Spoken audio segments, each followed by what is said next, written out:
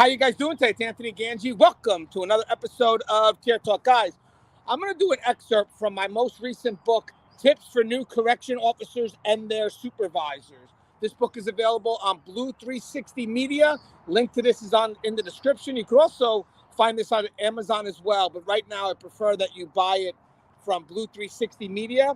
The topic today is going to come from Chapter 39, 5 quick tips for conducting cell searches. Now, guys, if you look at the format of this book, it's pretty awesome. I write a passage, and then I look for a professional in the field who can also support the passage. So you wind up having tons of advice just in this small little book. And then, guys, don't forget, I have Inmate Manipulation Decoded, also available. The link to that is in the descriptions on Amazon. And we have another book I wrote as well, How to Succeed in Corrections. This is also published by Blue 360 Media. Also can be found on Amazon. Link to this is in the description, but it's the same format too. Passages with support quotes, and then there's some blank lines in this one in which you're able to go ahead and write your thoughts as well. And I have 2 more books coming out in the market soon, both being published by Blue 360 Media. One's going to be similar in fashion to this one. It's got about another 125 more tips and passages with support quotes from people in the profession or known leaders. I went both with that. And then I have a book very similar to fashion like this, and it's going to be on dealing with inmate behavior, or more specifically, unruly inmates. So this is the excerpt. It comes from chapter 39. So if you guys have the book, I'm getting it from chapter 39. And it's called 5 Quick Tips for Conducting Cell Searches. At the very beginning is going to be a quote from my boy, Russ Hamilton. Russ Hamilton says, "The typical random cell search is your least common denominator. A random cell search is going to be your least productive and most boring kind of search. It's not like a targeted search in which you have already identified where contraband already is. Random searches are considered an exclusionary search. This is where we make sure one particular cell is actually devoid of contraband.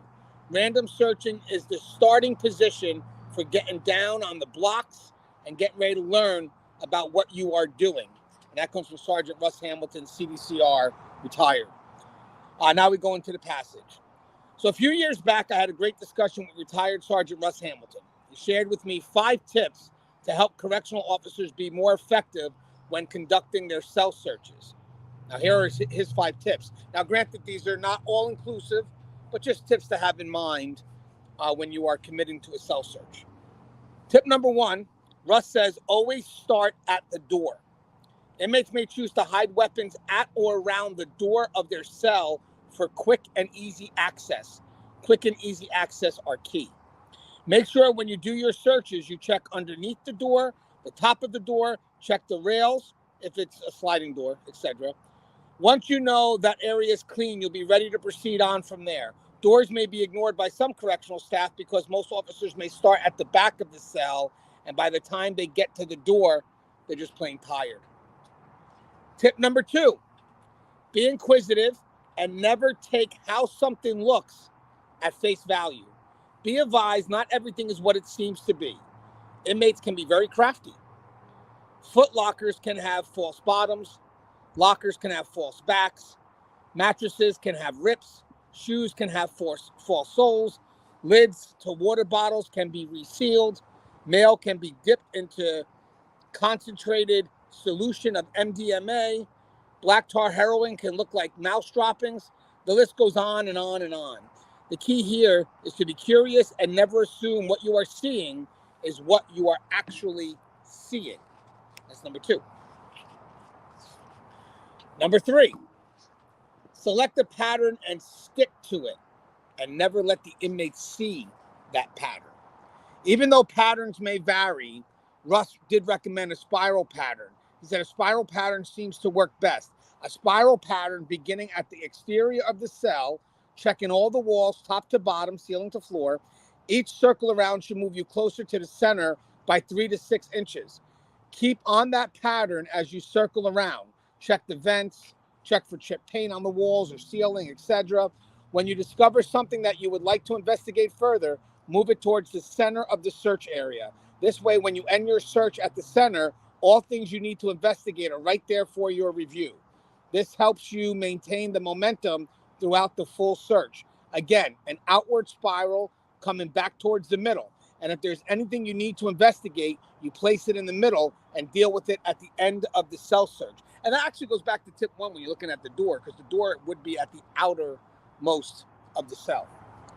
Tip number 4, if you find significant contraband, do not stop searching. Some officers may celebrate too quickly when they find contraband. They may believe they are successful after recovering the first piece of contraband and end their search. Rule of thumb, never end the search prematurely. When you find something, don't stop, keep going, finish the job. Sometimes an inmate will want you to find the smaller thing, like Noose's contraband, in their hopes to get you to stop looking for the bigger things, kind of like the red herring.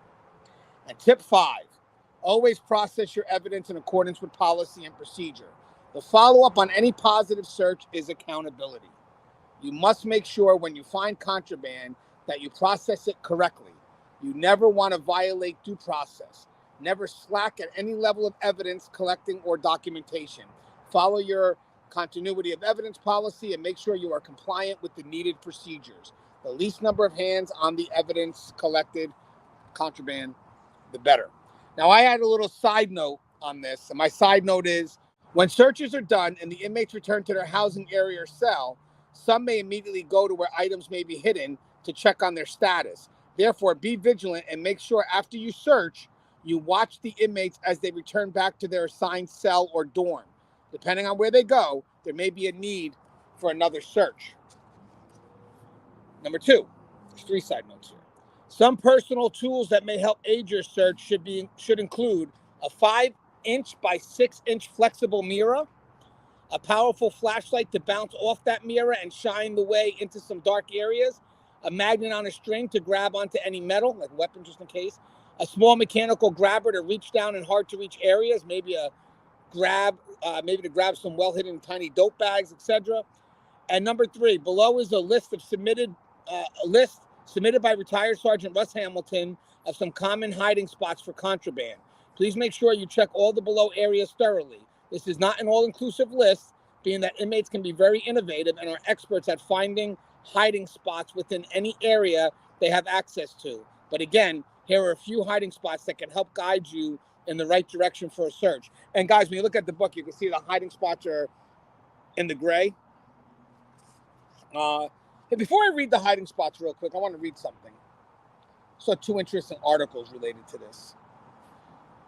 So this comes from Reddit, and they were asking about possible places to hide contraband. And as you can see, it's going to kind of reflect what I just read here. But it says it depends. This comes from Jim, who's been locked up for 8 years in a state prison. Hopefully he wasn't locked up when he wrote this. He goes, it depends on what the item is and if you pay attention to staff routines.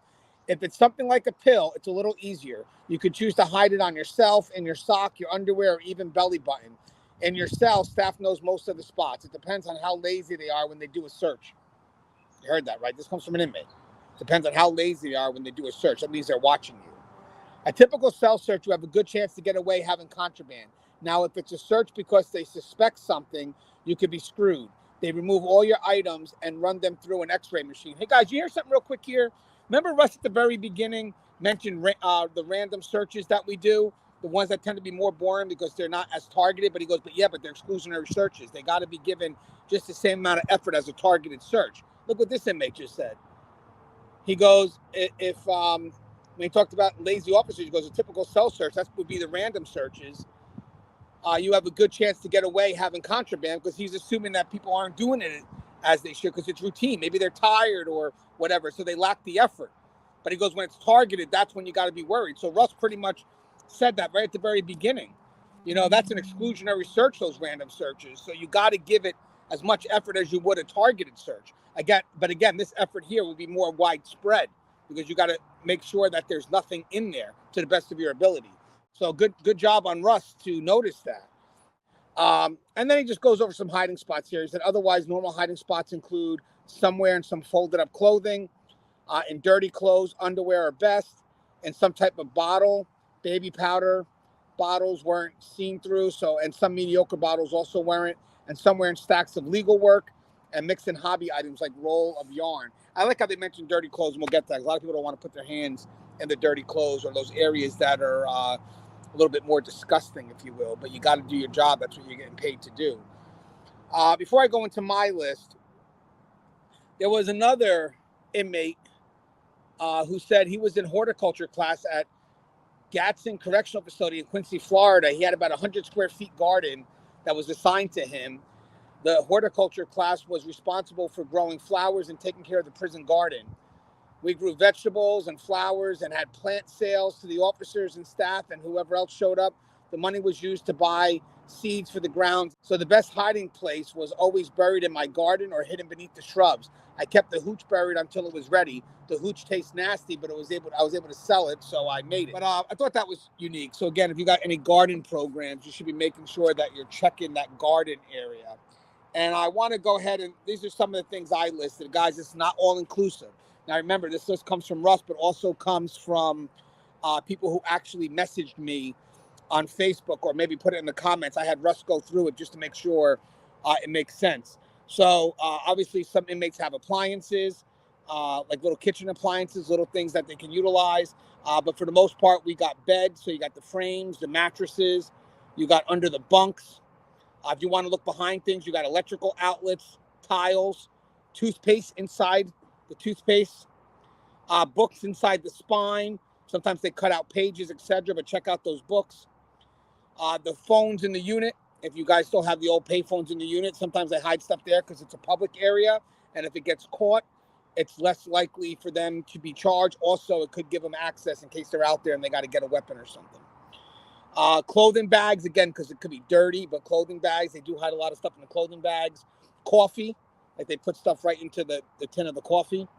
Deodorant, so that's inside the screw caps. Some of them have the screw caps, like the roll-on, so they may put something underneath the screw cap.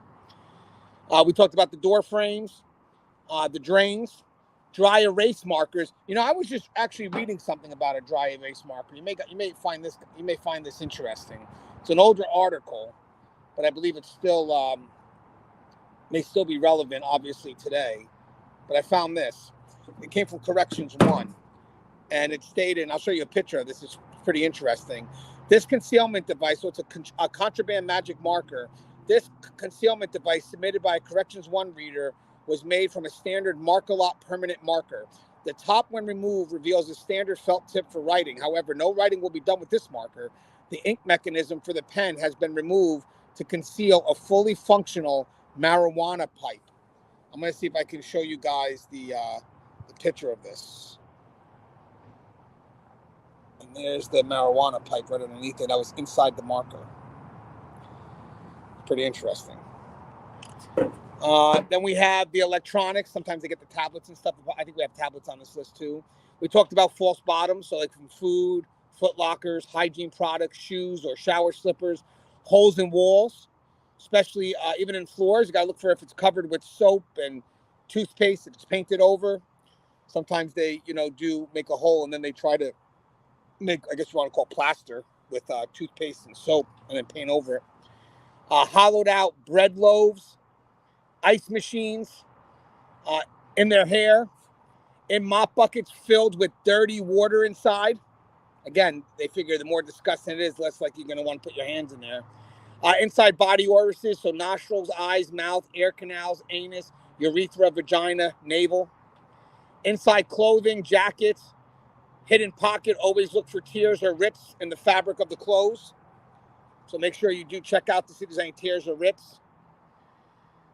And then we talked about the clothes before. It's the folding too, like where you have a collar, a waistband.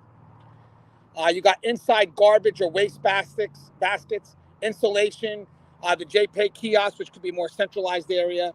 The legal mail, got to go through that legal mail. Again, you're not reading it, but you are going to go through it for safety and security concerns. Lids, light fixtures, mail. We talked about the mullion plate below the window. Window itself, peanut butter, pens, pipes, sometimes just in plain sight. The prison wallet, we talked about, that's the anus. Powder, public areas, we talked about in general. Refrigerators, again, that could be something in the public area, or some facilities do allow the inmates to have little personal refrigerators. They also know how to reseal potato chip bags or just regular bags in general. So you may think it's an unopened bag, but they have ways to reseal those bags. Showers, we talked about. Seasoning, soups, we talked about the tablets. A lot of stuff are being found in those tablets right now. The inside the rim of a toilet, or toilet in general, but a lot of them go inside the rim. Toilet paper, TV remotes, so maybe where the battery is, or maybe open up the back. We talked about under the body parts, so under the armpits. You also got under the bench, like in the shower stall, under a desk, under tables, under their testicles, under waste baskets. Even as I said, even when you're going to get the garbage, it's not so much a bag, but when you pick it up, look underneath where the bag is. We talk about in waste baskets, let's see, push carts, vents. Always look for tamper screws or the bolts. Water fountains, they hide stuff in the water fountain, maybe underneath again. Waistband of pants, shirt collars, and then if you guys, that's what we talked about. And then if you guys have weight areas like the bench press, padding, etc. So that's not even a quarter of it probably. I mean, there's so many places they can hide, but that's just to get you thinking outside the box. And I know a lot of people are wondering how innovative can inmates be. Trust and believe, when they are limited with resources and they have nothing but 24 hours a day to think of what they want to do, they can become very innovative, especially compared to us when we're not there 24 hours a day thinking of these things. So having said that, sometimes we have to get into that mindset. And it may not be something that we would automatically do, but we're not in a state of desperation as they are. So I thought it was a good tip, good tips here. So if you guys enjoyed it, and don't forget, guys, get the book, Tips for New Correctional Officers and Their Supervisor. This book is available at Blue 360 Media. A link to that is in the description. As always, guys, the show is here. If you haven't, please subscribe, interact, engage, comment, hit that bell, and stay safe.